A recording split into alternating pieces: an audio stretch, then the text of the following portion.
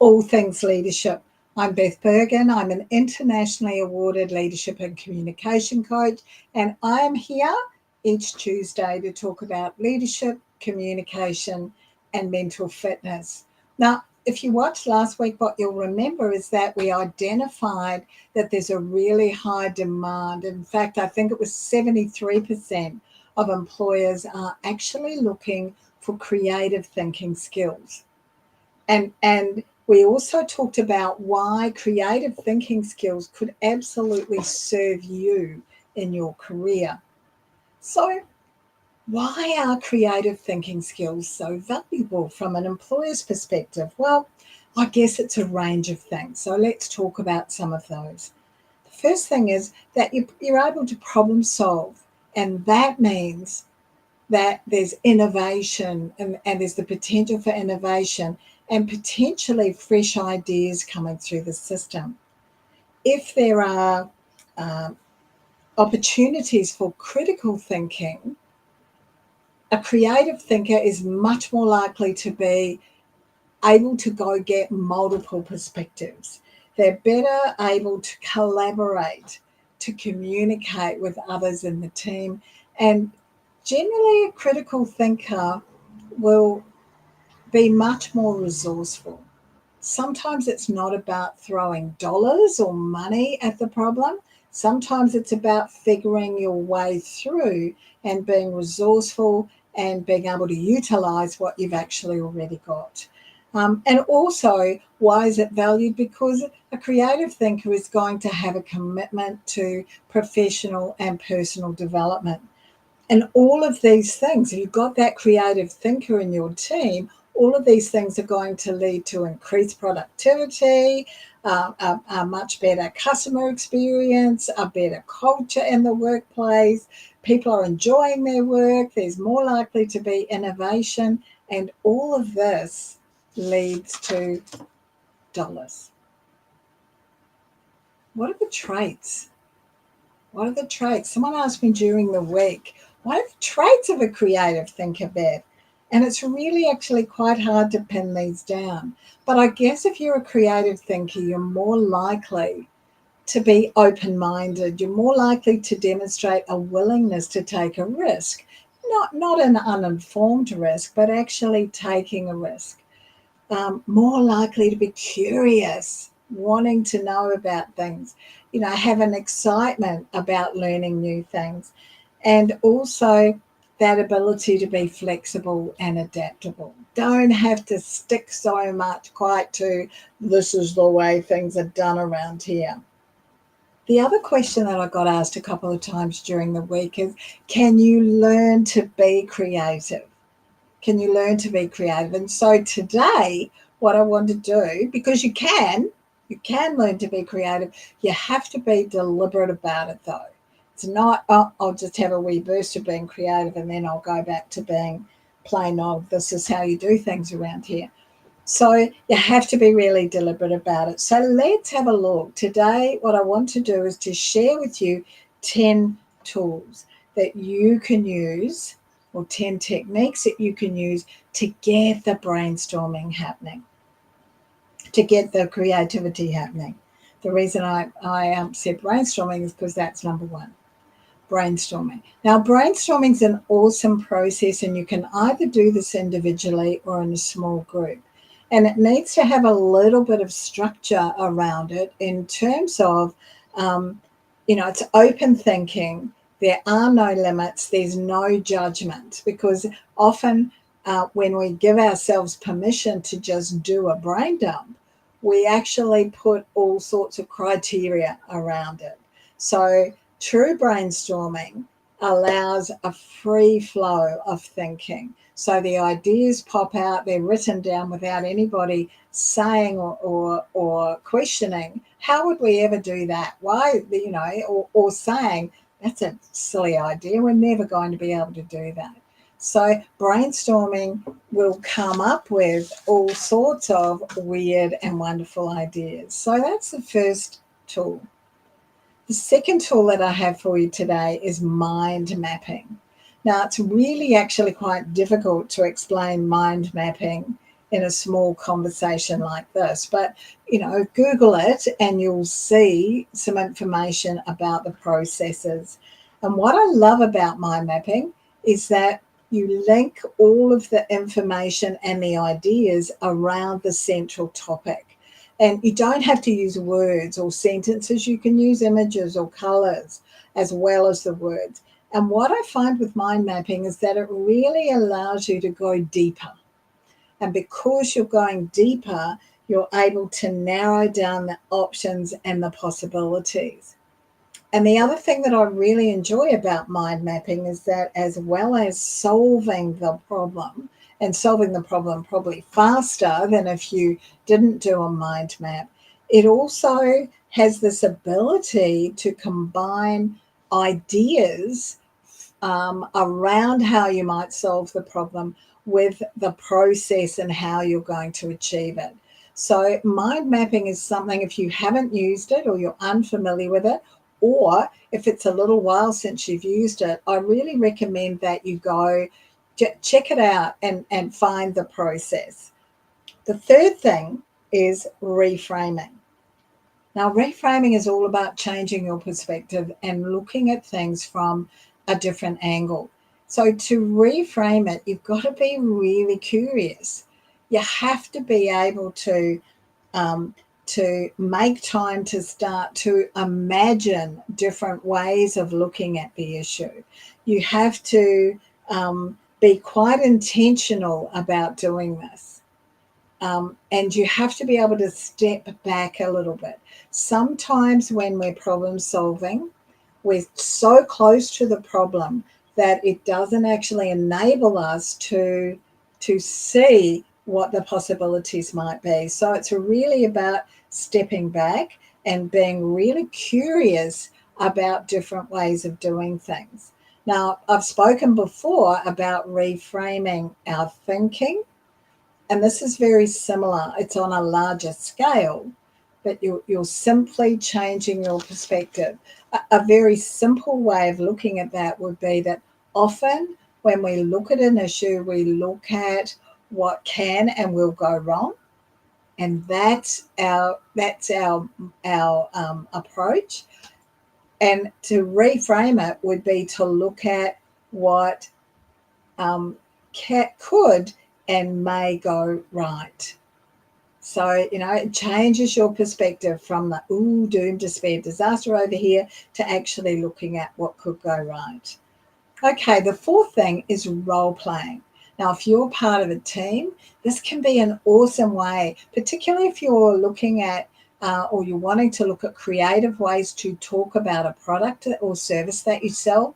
If you want to look at creative ways to innovate for new products, then getting the team to role play with someone being the customer and someone selling or talking to them about the product and service, it can be a great way to generate ideas based on possible outcomes. So your customer is going to just be free thinking. Your customer's going to be, they may be a really difficult customer, they may be a curious customer, but it's about having those conversations and playing those roles. The other thing that comes into this is that if you play the role of the person, or if you've got someone in your team who's dealing with the issue all the time, very often a role play will just help to trigger something for them that helps them to come up with the solution, because they're working with the problem all the time. Yeah. The fifth one, very similar to reframing, but it's a reconceptualizing. So this is all about taking a deliberate step back and reviewing the whole thing, looking at, what's a different aspect here?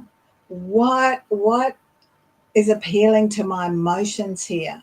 What's triggering my negative emotions? What might trigger my sense of security or my sense of safety? What might trigger my positivity? What is it that the target audience is needing? So putting yourself in others' shoes so that you get that change in your mindset. The other thing that you can do to reconceptualize is go find someone who knows nothing about the issue and explain it to them. And that's a whole new voice. And that whole new voice can really help you to see, well, okay, this is very different. They've got a different aspect. It's also helpful when you explain it to somebody else who has nothing to do with the issue to actually have to chunk it down. And often the solution or the creativity can come out of that. The sixth one is daydreaming. So often we don't allow ourselves to daydream. Just give your mind permission to wander. Allow that to happen. Think about what might be possible. Think about weird and wonderful ways that you might be able to solve the issue.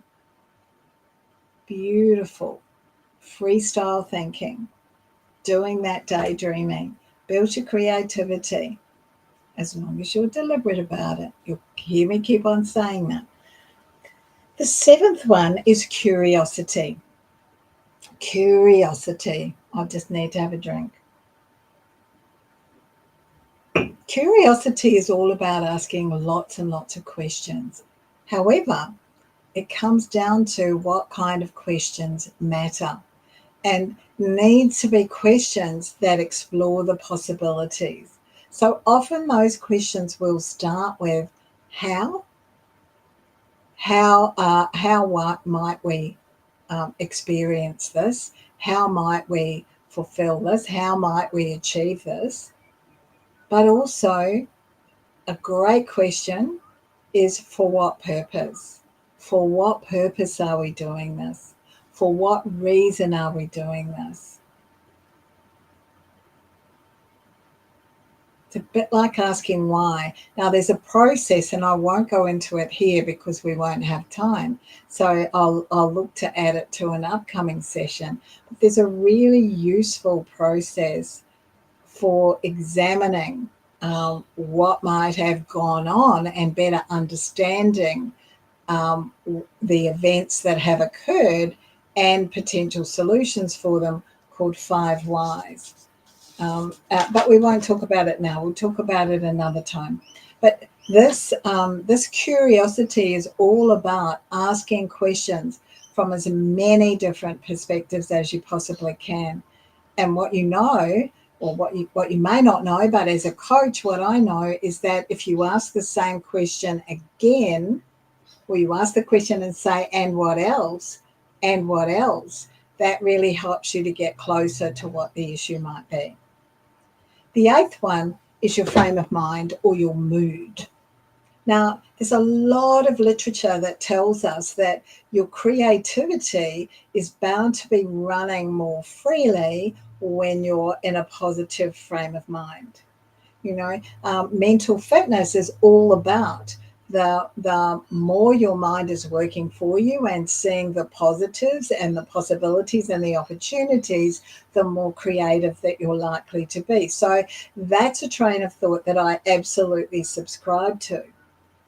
But there, you'll also find some writings about how a negative frame of mind can actually push your motivation. It can actually create a greater desire and a greater need to solve the issue and to be creative to solve the issue. Now, I will always subscribe to the fact that positive frame of mind is better, not just for creativity, but for everything. However, it's up to you to determine for yourself.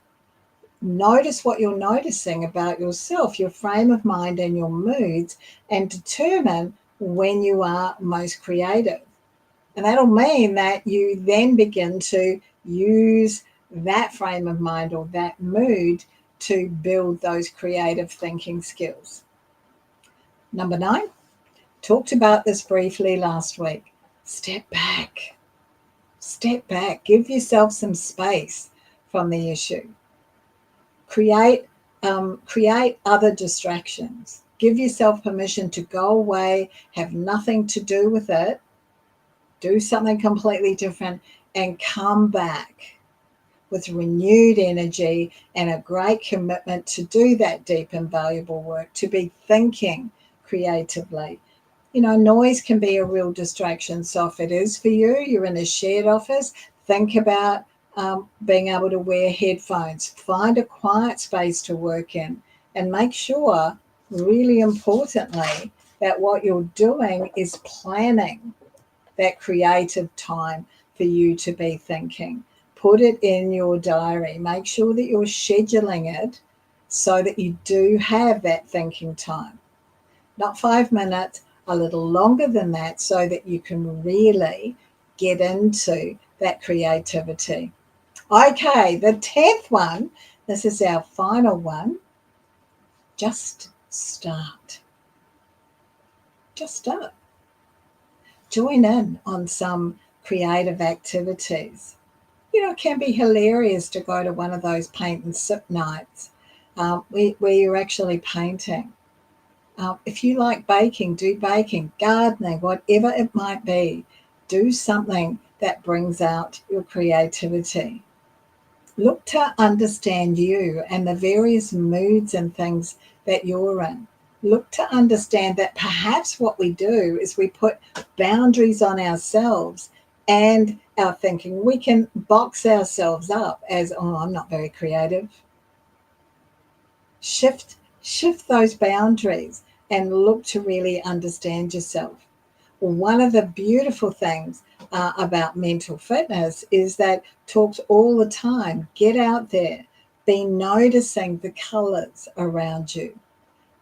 Slow down enough to notice the colors, notice the shapes, notice the smells, the sounds, the textures.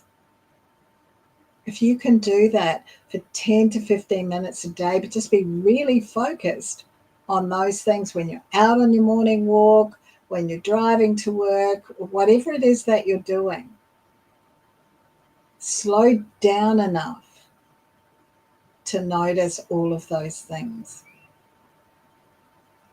The other thing is, in terms of starting, look at the issue, look at whatever it is, and start getting involved in thinking about the possibilities. What are the possibilities here? What might I be able to do? What could I do? Now, sometimes when we say might, we're limiting ourselves. Sometimes when we say could, we're limiting ourselves. Like what's possible here? What are possible responses? So it's that freestyling, that free thinking that I've talked about in some of the other tools. The key thing to this final tip of just start is that you have to be really deliberate about it. You have to give yourself the time and the permission to actually be doing it. Okay, so what we've looked at today is what's the value of creative thinking in the workplace to the employer. And that builds on what we looked at last week, where how is it valuable for you in your career? We looked at the benefits of employing creative thinkers.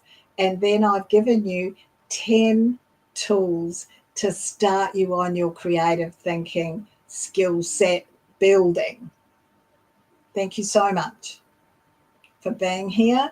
If you've watched the replay, love it if you put #replay. If you've got any questions or comments, please pop them in the chat underneath the replay of this.